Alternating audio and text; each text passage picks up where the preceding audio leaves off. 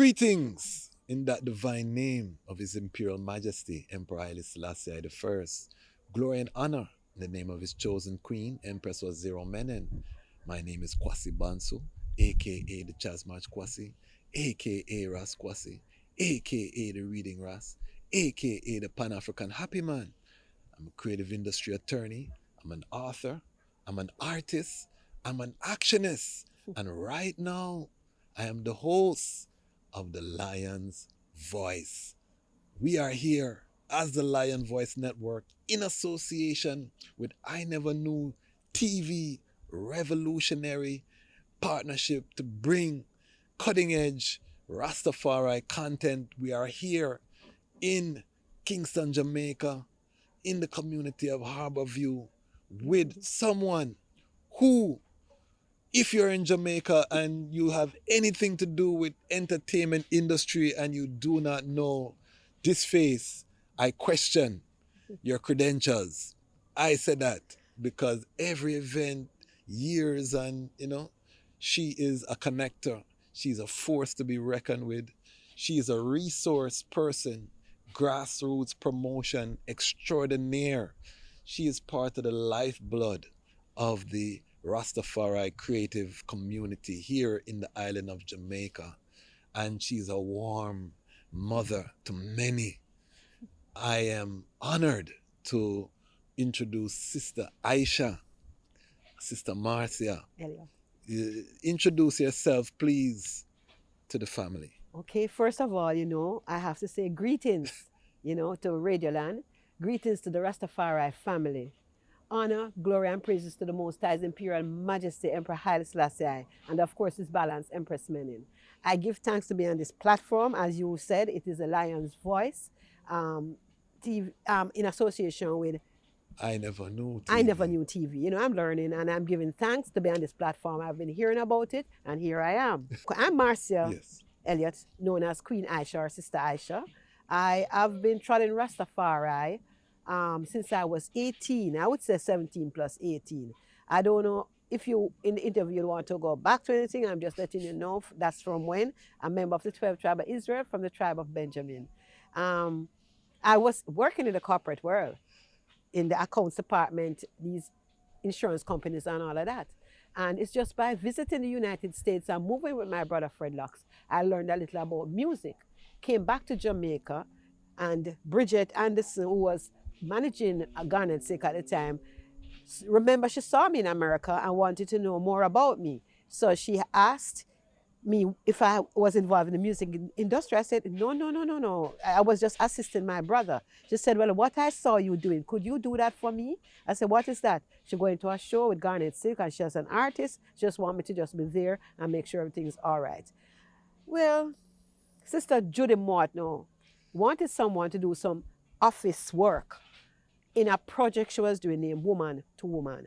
And Bridget said, I saw a sister and she probably could do that, but I see where she could do something more. Sister Judy asked, what's the name? She said, Marcia. She said, don't go any further. Send her to me. She's like a big sister to me. Sister Judy is like a big sister to me. So when she heard the name, she wanted me right away. I worked with her for 3 years. I went as far as Africa with her. That was Zimbabwe. And the rest is history when it comes to the music industry, because moving with her, people found out about me, that I can do all these good works, going to shows with her, and then that is how I worked with the Rebel Salute for how much years, and all these big shows that you see, Western Consciousness, you name it. So it just like I left from the corporate world right into the entertainment industry. I was a Korek Queen in 2019. Korek is Queen of Reggae Islands honorary ceremonies, where they identify women in the background in the music industry who has been doing things that nobody knew they were doing. And this lady, Laurel Nurse, who is a nurse by profession, our nurse is our last name, and also she sing the song Night Nurse. And she realized that I was doing a lot, and she herself nominated me to be a Korek Queen. And it opened up a scope to a lot of people who didn't even know anything about me, and it just widened my vocabulary in what I do. And I'm now Quick Blast Media. That's my name, Quick Blast Media in the music industry. I want us to go forward into your childhood. Mm-hmm. Jamaica is a very color conscious society, where dark skinned people are treated one way. If you're light skinned, you're treated another way. Obviously, you are of a lighter complexion. Before you were Rastafari, you would have been what Jamaica people would have been held very highly. So coming into Rastafari is almost like you dash away all of that privilege that you would have had in the society.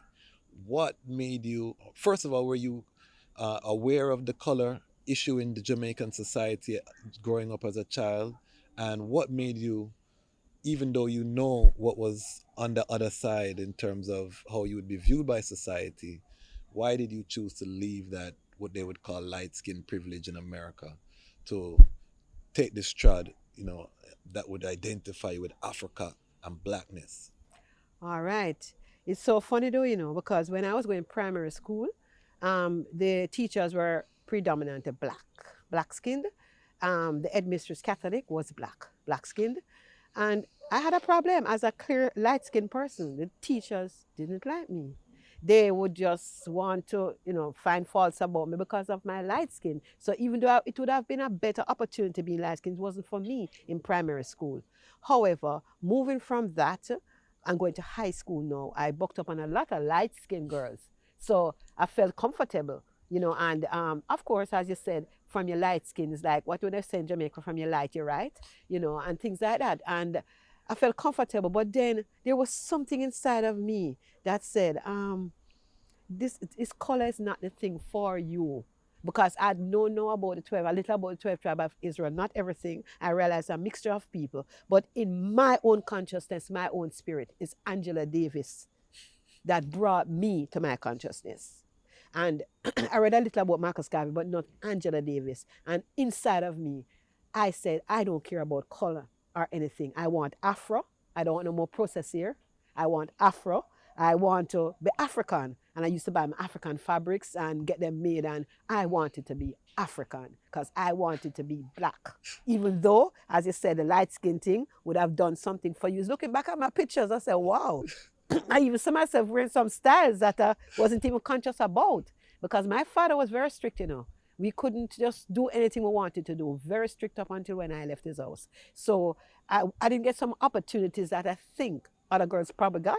And I think it was good for me. That's why I signed up Rastafari, because in that way in which he brought us, it just led me straight into the teachings of Rastafari, and I felt comfortable. What is it about Rastafari that attracted you? And when was the moment that you ascribed divinity to the emperor in your child, as a young person? What were some of the seminal moments for you along that journey that made you say, I'm going to say Rastafari, I'm going to declare this Ethiopian emperor as a divine personality? All right, before I jump to Haile Selassie, because as I said, it was a Black Power movement thing, I went to the hospital with my brother, a younger brother who had broken his leg. And while waiting there, quite a few different types of people were there. I had a miniskirt, ear process, and all of that. And then there's this sister in there. She was saying, Babylon, it's the Babylon system, a fire burn for them, look how long people are waiting and we can't get through. And I'm looking at her like, because of course I'm this middle class girl and I'm wondering, and but her spirit just draw her to come over to me. And she came and sat beside me and she said, daughter, it's a spirit cemetery. I feel a spirit. You don't look like how you see how you look? You're different. More ask, you don't think so we stay here too long? You don't think so it's Babylon system this? You know, system mess up the vibes. And I said, yeah. She said, what church you go? What you do? I said, I go to the Catholic church. She said, no, said Our Father. I said, yes. She said, well, me, I got to tell you about the Our Father. I'm a 12 tribe member. My name is Sister Nanny, and I'm going to tell you about the Our Father, and this is how it is. And she went straight into Our Father, and when she reached the point that she said, thy kingdom come, and thy will be done. That part is up hard that hold me. She said, the kingdom there. I've never heard that anywhere. And thy will be done. So I said, what is this kingdom? She said, from Haile Selassie, who is the king of Ethiopia. I don't know nothing. At this time, Fred Locks was in Rastafari faith in Naya Bingi and was getting a great fight from the family. He never had a chance to even teach us anything because we wouldn't listen, because we were just thinking something was wrong with Rastafari. But the way in which she came over to me and started explaining, She said, I said to her, so how can I know more? She said, we're having a meeting tonight. And can you come? I said, where is it? She said, Trench Town. I said, where? I said, I don't know because my father is so strict. No. She said, well, I don't know. And then while I sitting there, I said, she peeping. And then she said, Tweedy. I don't know what that meant. She said, Tweedy. And then there came this brethren walk up. It's my boyfriend. It was my boyfriend at the time. He dropped me off to the hospital. And some member of 12 tribes. But he never told me anything about 12 tribes. He figured my father was so strict. I was so much into my church going. He didn't want to mess with anything that maybe he didn't feel comfortable yet at the time to talk about it. I don't know. But it was her that told me about the 12 tribes of Israel. Her that invited me to the meeting. Her that kept following me up, by visiting me or I visit her. He was not the one that was pushing the fire. I guess, as I said, he didn't want to get what you call a blame from my father. So I would think I came up there not through a man.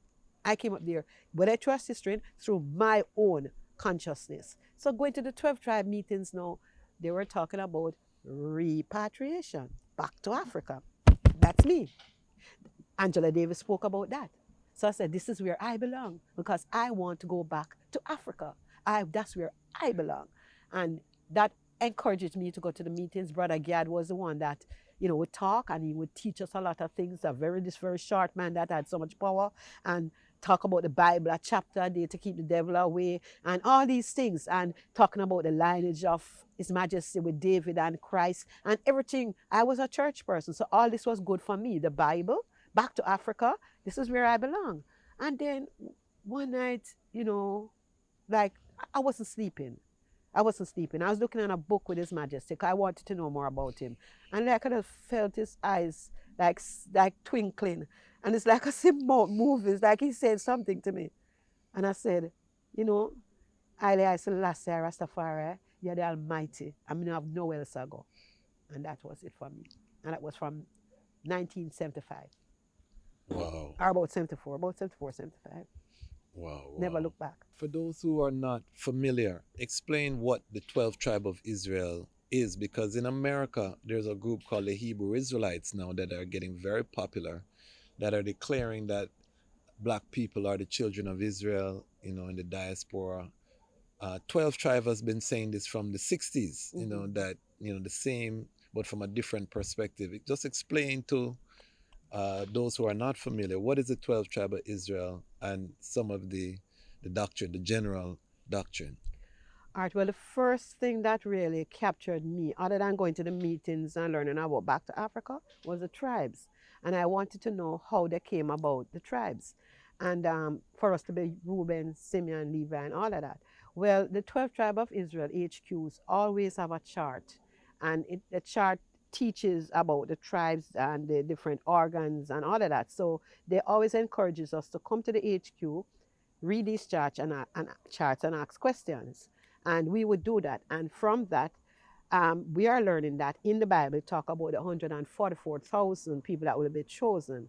And Brother Gad, with other members, Rastafari brothers, in their opinion, forming this 12 tribe of Israel, which started really through the Ethiopian World Federation, with a lot of brothers coming together. And everyone took a charter. And 12 tribe took Charter 15, and their charter was to go out there and preach Rastafari. And Brother Gad decided to call his one 12 tribe of Israel because in his vision, he saw the 144,000 people from a mixed multitude is going to be the people that he will be in charge of, that he'll be teaching. So I came in when it probably was like a couple of years after it started, but came in at a time where I could understand at that age what it was all about. And in my opinion, I felt right. I felt it was right because the tribes, and when it explained your tendency, it suited me. The back to Africa, the everything. And as we go along, we learn more and more. I would go to a Benjamin because I'm Benjamin and let him tell me more about my tribe.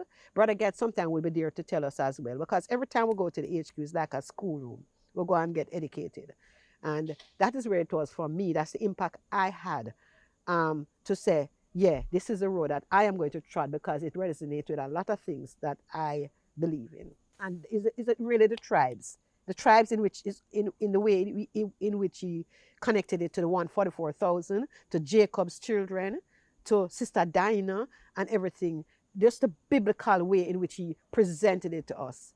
That was what impacted on me. And I said, yes, this is right. So, your family, you have a brother that is well known in Jamaica. Some would say a legendary root singer. What was it like growing up with a brother that, had a hit song in Jamaica, a song that in the annals of Rastafari is one of those songs that will always is an anthem. What was it like growing up with a family member that was so prominent? All right, because when he was in Nyabingi, Trodding Nyabingi, and wasn't into music, and we didn't really have anything to do with him. A brethren named, we call him Booty, Hugh Boot, from 12 Tribes, was into music with Jalov and all of that. And they discovered Fredlocks and took him from that kind of rough life that he had and said, I've heard him singing. And I said, this voice can't stay there, and decided to manage him. So when they started managing him and we heard the music playing, we never hear it as much because radio wouldn't play it. But people would say, well, you're your brother down in the corner singing a song and it sounds good. And, they saw what they saw in him, but we didn't. Until after he went away. He went to England and the song became number one in England. And that's when we really knew about it. And that was 75. So that's when I knew my brother was a star. Yes, with the Black Star Liner. And then he did an album from it that just started to go all over. And the family started to look at things different. My father started to embrace him a little more because he's thinking that he's not worthless. He's doing something now. And my father would boast about him. So we were very comfortable and happy with him. And all of us, if even some of my brothers know, if you call them phone, maybe it's his song you hear as a ringtone. So, we were happy. We felt good. We felt good. Because, of course, you have other artists like Burning Spear and Bob Marley at the time, and to know you have a brother. Even when I went to America moving around him, it was a good feeling, very good feeling, even now. One of the defining trademarks of Sister Isha is that you always attire very royally. You're always in your African clothes. You said that was something from you were a young sistren. How do you feel about some of the younger Rastafari sistren parting with the traditional way of dressing in the more modest attire and maybe dressing a little bit more provocatively and these kind of things? What are your opinion about the new generation? I burn it straight. I burn it straight because we have what you can call it a blueprint, or we have what you call a tradition in the Rastafari community. And that, to me, has not changed. So when these younger people coming in and telling us that they are being modernized, that is why they dress the way they dress. And no, I tell them straight up. Any one of them can tell you. I tell them straight up. I don't join that. Because if they are going to use the fact that if you dress a certain way, you're old, they are making a sad mistake. You want to go to Weddy and see the 60-year-old women, how they dress with them batty rather them see-through. So it's not an age thing, it's a mind thing. And a lot of them, they have a peer pressure problem, believe it or not. They feel if they don't fit in with out there, then they won't be accepted. And it's just so sad. Because right now you can't even get into them head. Babylon have them so much. I try, I do it in my own little way. When I go and burn it on Facebook, I go and burn them when I see them. I can personally burn them. Yeah? Like I got to one of them and I said to her, not because your product is doing good, you have to show up all of your skin. Is that you're joining the world out there now? That you have to show up your skin to sell a product? No, it's just that the video catch me at the wrong time. I said, that's not an excuse. If you know you're going into a video, you have locks on your head. This is that bring you to here. Why are you now going to go out there? Well, I don't see her doing it again. But whether I do it in a nice way or an unnice way, I'm not going to stop doing it. I'm not going to stop saying that sisters not to wear pants. I hate when I walk on the road and I don't know who is man from who is woman. Because the women and the men looking alike. Even with all them, everything, locks, the style of the locks, everything. You don't know man from woman. And I was brought up to know the difference of man from woman. And I now look at that. And I now stop on that. Now stop. There is a prominent Rastafari woman in the island. What are some of the challenges that Rastafari women face in the tradition according to your experience? Well, for me, I love to talk about me. For me, it wasn't that cool because it took even my friends that wasn't Rastafarians a while to accept me.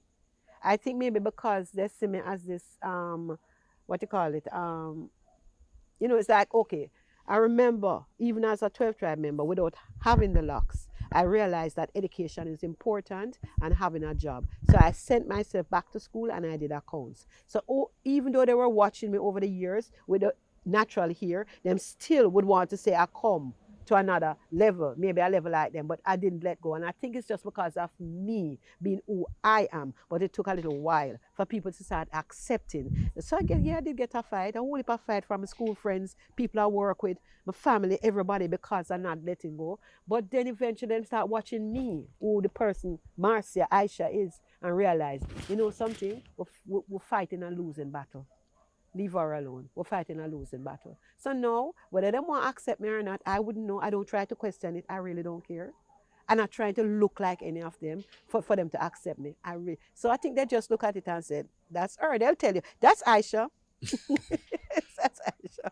Yeah, so I think, but it wasn't an easy road right through the years. But I think I just proved myself that I am the type of person that I'm dealing with what His Majesty said, education, Empress meaning how she dresses and everything. That is my focus, and I don't move from that. So them don't have no choice but to respect me, even if them don't like me. I was part of 12 Tribe Israel when there were a lot of legendary reggae artists. 12 Tribe was known as the reggae mansion, from Bob Marley, Dennis Brown, you would name it, Jacob Miller, they were all part. Were you around when all of these artists were alive and within the 12 Tribe? And what was the energy like during that time? Very much so. Very much so. But what really resonated with me and made me feel good is that Dennis, when he was around us, he was Dennis, brother Dennis. Bob, brother Bob. They weren't like, we are this big artist, so you have to wait to talk to me, or no. When they are around us, we were like them and they were like us. And it felt good when we saw them getting bigger and we could go to shows. And yeah, the 12 Tribe of Israel was identified as special to come backstage and special, yes. So having these artists in the 12 Tribe of Israel not only just did good for the 12 Tribe of Israel, but for our own spirituality and acceptance out there that yes, Rastafari can just do just about anything and can be big. Yeah, I felt good about that. Even the great Alan Skill Cole with the football, you name it. Freddie McGregor, you name it. We had them. The doctor Pee Wee, the best doctor in the world, they were all there. Big people, them said 12 Tribe was the aristocrat organization. All the US students were there, and things like that. But it was good. It was good for us. It was good for us. You mentioned earlier of the association with Judy Mowatt. For those who don't know, because we have a large international audience, who is Judy Mowatt? What is her relation to the music? And just speak more about that experience and that connection that you had with such a legendary reggae artist. Me and Judy Mowatt started from in 12 Tribes. I was pregnant and I fell off stand up hill. We were having a meeting and my foot slipped. Nobody knew I was pregnant except me. And I fell off the hill, rolling down. I know I felt hands came and lift me up and they rushed me to the hospital. When I went, the doctor, of course, checking me, realized I was pregnant. So those around me found out. And, it's like they were in awe because this brown, innocent looking girl pregnant and it wasn't showing, and things like that. So when I went back to the meeting, even though I went to the doctor's checkup, they took me back to the meeting. And we were coming home. At that time, we have the buses running until 12 o'clock. Number 2 bus, I can remember coming to Harborview. Sister Judy was living in Harborview. Remember, I don't know nothing about this lady, So I went up in the bus and then she called me. She said, come here, So I went, she said, aren't you the sister who fell off the hill? I said, yes. She said, and you came back to meeting? Oh, I applaud you. She said, I'm Judy Mowatt. That time, that don't mean nothing to me. 'Cause I don't know who's Judy Mowatt. I said, okay. She said, I live just, and she tell me the road that she lives. I said, where do you live? And I tell her. She said, come and visit me tomorrow. Because that fall, I don't think it was just ordinary. I'll give you some herbs. Just come and visit me. And she tell me, and I went to her. At this time, Rita and Marcia and her were moving together. And it worked out in the long run that when they were going to shows, I would stay with the children. So I had the opportunity to be around Stephen and Sidella. I think Ziggy was a little bigger. I don't know where he was at the time, but I remember Stephen and Sidella. I would watch them. I would push. Sidella was in a pram, yeah, and Stephen was walking beside a pram, and I would take them for walks, right? So, but I didn't know I was in such great companies. I didn't know until years to come. I'm just being who I am and helping, and she just liked my vibes. Then one day, a car pulled up at our gate, and when I looked, it was my son's father. It wasn't my son. He wasn't born as yet. I was pregnant, and I said, "Oh, does he know? Oh, did he know I'm here? Because I mean, we don't communicate. We don't have no cell phone or nothing like that, you know." It's Judy. He came to Sister Judy, but she didn't know it was my son's father. So when he came, no, I said to her, "That's my son's. That's my child's father." She said, "Tweedy," and I said, "Yeah." She said, "Tweedy, who drives me around." So with that, no, she became even closer to me. She just bosomed me. She took care of me right until I had my baby and after I had my baby. She just saw me as her little sister. Yeah. It was, and then knowing that she's going to be a star after and didn't know, and then years after now, she employed me to come and work with her in her office. It was one of the sweetest things that ever happened to me, to know we're coming from way back there with all of that history and then coming to work with her right beside her and going places with her. Up to this very day, it's like something so special between the both of us, yes. You mentioned having a connection to Bob Marley, Bob Marley's family. Mm-hmm. Next year, there's a big movie coming out, the Bob Marley movie.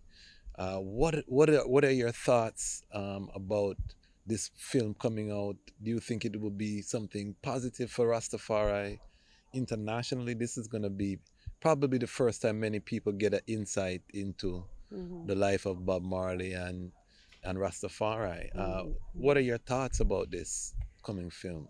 When I heard about it, and I did hear that they wanted to get Jamaicans involved in terms of his growth coming up, to get people looking like him and Rita and all of that. And then after watching it, I didn't feel the same way, because when I'm looking to see an American black girl portraying Rita Marley, and then I'm hearing now, I've not seen all of it. I'm hearing now that Carly Davis' daughter is Marcia Griffiths with my master. So I've not really, it will be hard for me to comment too much on it, not seeing all of it, just synopsis of it, but I don't feel 100% comfortable with it. I don't know what it will do out there, what will happen, but I personally don't feel comfortable about it. Okay. I have to see it first and then maybe give my views.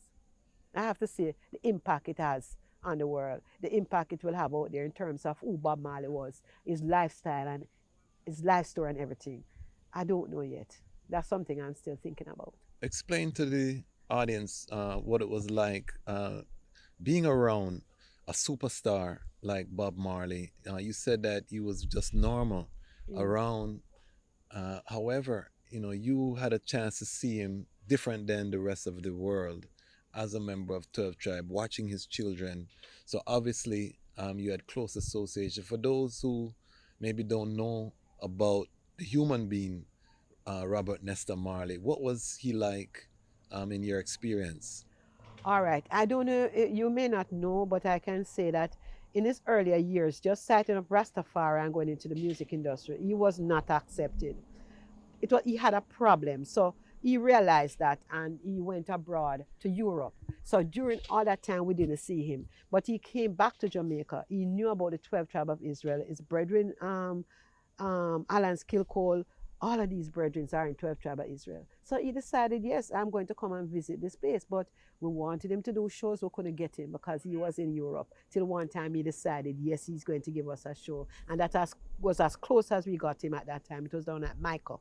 And it was a 12 Tribe show with Bob Marley. And it was such a sweet feeling. It's like we were all over him, because by this time now his name was getting big abroad. So to know he's in the 12 Tribe of Israel, yes. But we didn't have a lot of, because he traveled a lot. So we didn't see him a lot. We saw Dennis more than him. Dennis would be at every function 12 Tribes had, and all the other artists, but he was always traveling. So we didn't have that real connection. We didn't have it as much, but we knew he was a 12 Tribe member. We knew what he was doing, and anytime we get even a chance to glance at him or to see him, it was a pleasure. But we didn't have that, like with Dennis. What are some of the challenges you see here with Rastafari in Jamaica with the community? You're very vocal on social media platforms. What are some of your major concerns right now with the movement and its direction? A lot of the Rastafari principles have been watered down. And I think it's watered down to please people out there. Because for me, I have a major issue with the artists them having these half-naked girls in their videos. I have a major problem with that. I see we have nice sisters who could have done a video and it still come up, but they don't see that because they are now so caught up in the outside world and what the outside world wants. They'll tell you too that they're doing it because they want to be accepted. And I believe by watering it down, it losing the essence of what Rastafari really stands for. That you see people just doing things, eating things, talking things. To see a man with dreadlocks with a cup in his hand all the time and he's rumming it, walking like him going fall down. I can't wait to leave here. It may be happening in other places, but it hurts to know that this is what Rastafari in Jamaica, who the whole world were looking to say this is the example of what Rastafari is. It's not like that anymore. Take my word for it, it's not like that anymore. They are going into too much of the outside world, that even outside world, people is even looking better than them. I don't like it. 12th Tribe of Israel is known for its repatriation agenda. The Prophet Gad, sent many members. Functions were done raising money for repatriation. How important is repatriation to the eye and to the movement moving forward? It's very, very important to me. It was and still is. I was one of those sisters that was called up to go. If you look in one of my passport, it was stamped to go Ethiopia. And I resigned my job, sold out all my furniture, ready to repatriate. And they had problems on the land. And I was in my early 20s, and Brother Gad didn't think at that time it would be wise for us to go again. Well, luckily for me, I soon get back to the repatriation. Luckily for me, I resigned on vacation and I got back my job. However, we never stopped preaching repatriation. Quite a few members are there, and I'm telling you, even if some or most don't want to live there anymore, you have some like myself that no matter what, we are going to repatriate. We are going to live in Ethiopia because the calling is there. It's just that some of them not seeing it. I see it, I feel it, and I'm telling you, I can rest assured if I go to Ethiopia, I will not suffer. I have friends there that is so upset I'm not there as yet. They say, look here, you can stay in a room here till you build your room. You can whatever, but we want you there. Especially now in the music industry, people like Simeon, that singer, and all of them see that I'm in the industry now. It's booming there now. And them can't wait for me to come. I can't wait to go. Yes, I can't wait to go. Explain your feelings traveling to Africa. What was it like? What were the circumstances that took you to Africa? What was your African experience?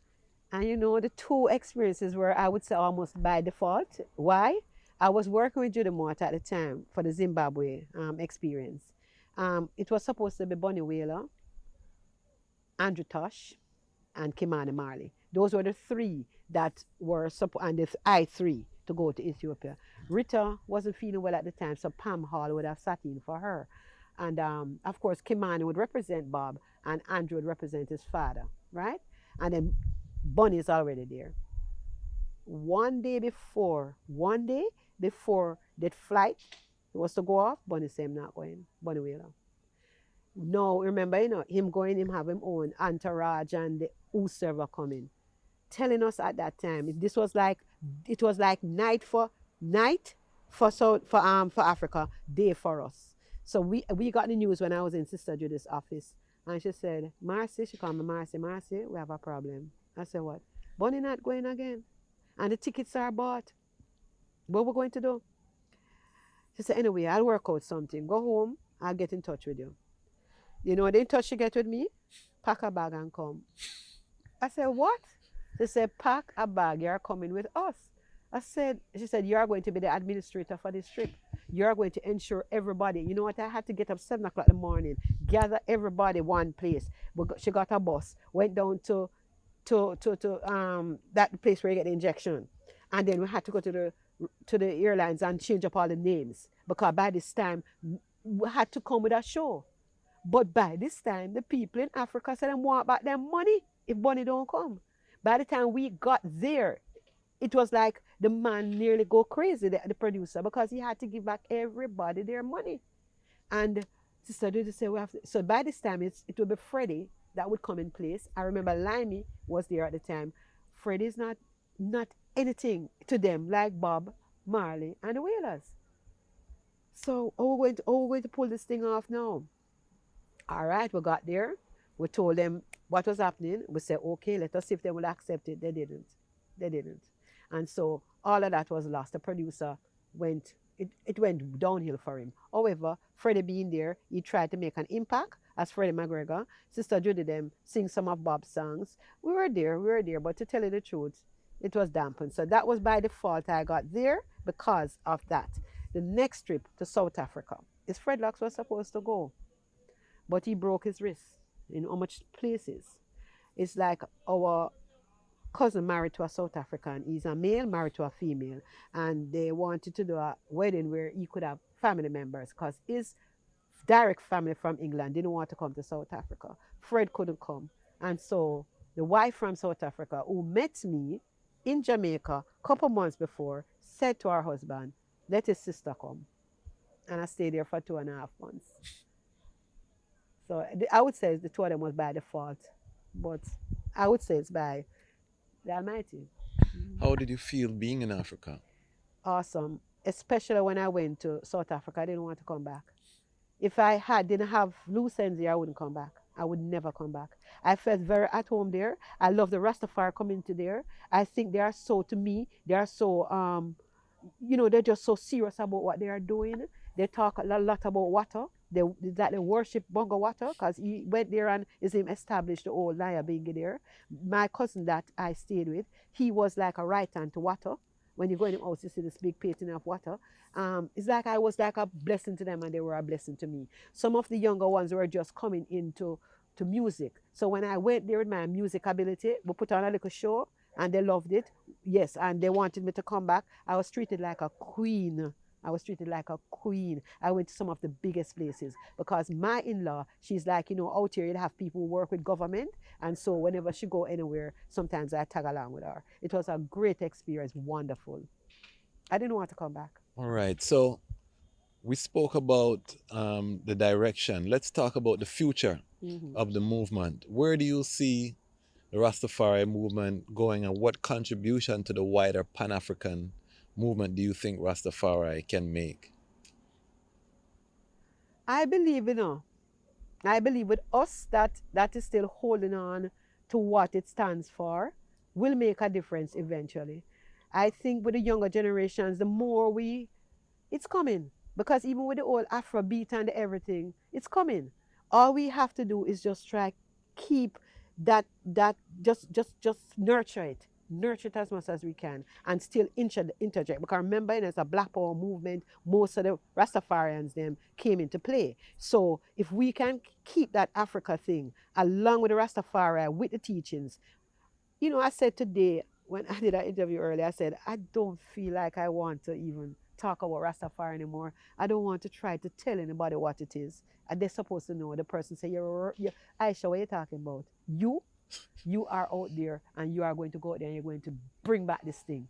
Because what you stand for is what Rastafari is. So I guess in my own little way, whether through the music or whatever, I'll just have to say I see hopes. And I will be there. I'll be there.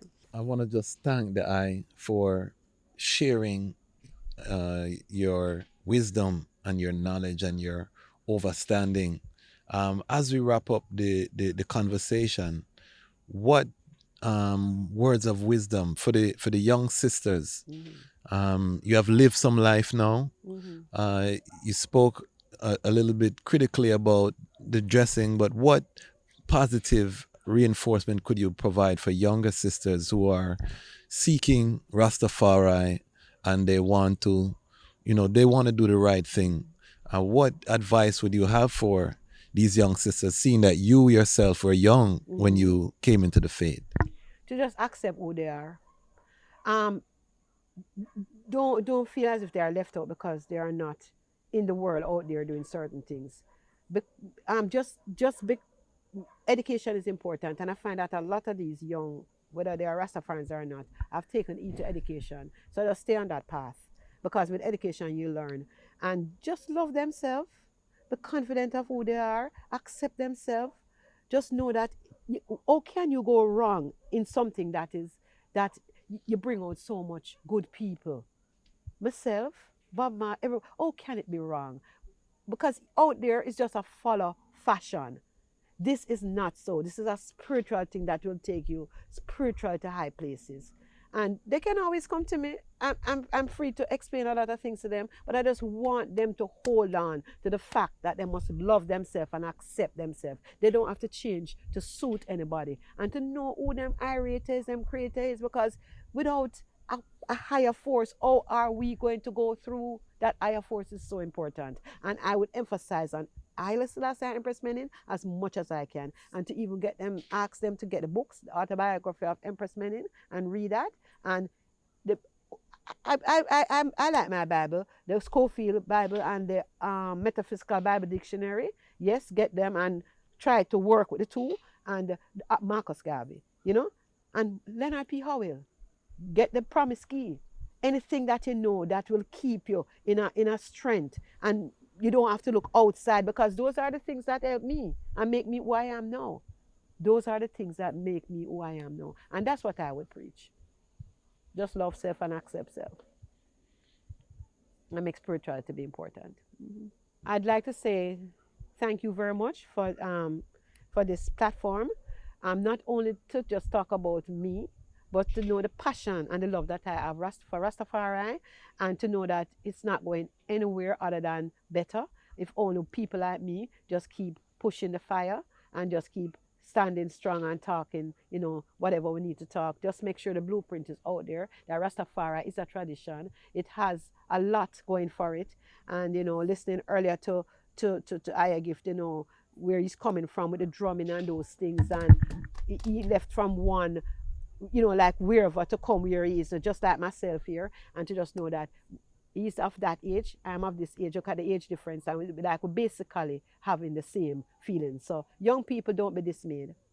Don't be dismayed. Just know that, and I give thanks again. Thank you, Lions Voice Association, in association with I never knew TV. I never knew TV. I'll get it. But I give thanks, Yes, I know that the eye is not alone. We are here to help the eye hold up the standard. Yes. It's a great honor. I've known the eye for a long time. Every Jamaica music conference, the eye has been there, Yes. giving us strength.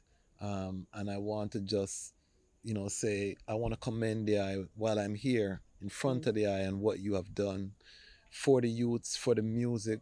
You help people daily. It's just part of your DNA, and it's a great honor.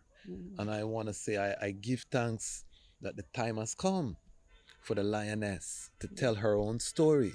And this is the Lion's Voice.